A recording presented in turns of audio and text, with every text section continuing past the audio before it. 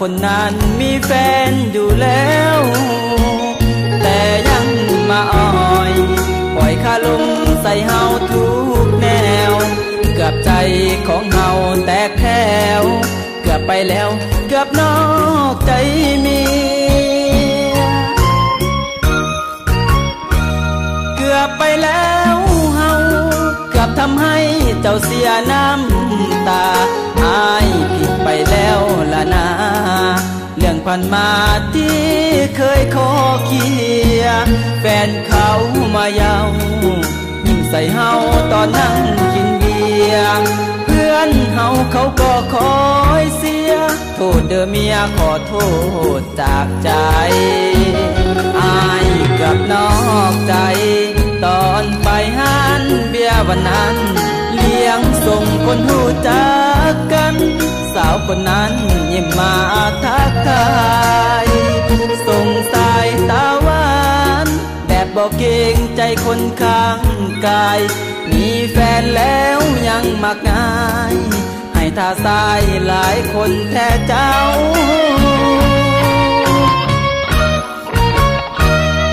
ยังหักคือเก่าเมียของเฮานั้นยังเป็นหนึ่งผู้อยู่ดอกว่าเมียหึงอย่าบูดบึ้งไปเลยน้องเงาสี่ห้องหัวใจมีแต่เจ้าบอกเคยมีเขาสีหอมเมียทุกคำเศร้าสีหอมนุ่งเงาเมียอายทุกคืน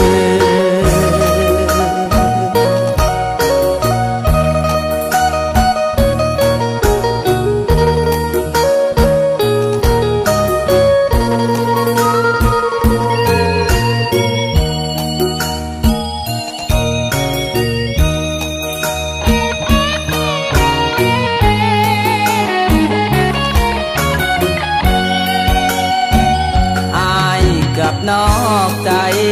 ตอนไปห้านเบียร์วันนั้นเลี้ยงส่งคนหูจักกันสาวคนนั้นยิ้มมาทักทายส่งสายตาหวานแบบบอกเกรงใจคนข้างกายมีแฟนแล้วยังมักง่ายให้ท่าทรายหลายคนแท้เจ้า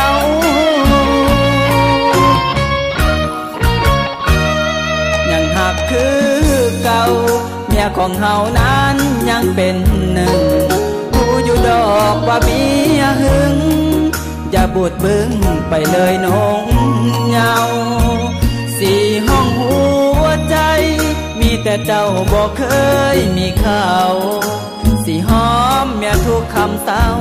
สีหอมนุ่งเงาเมียอาย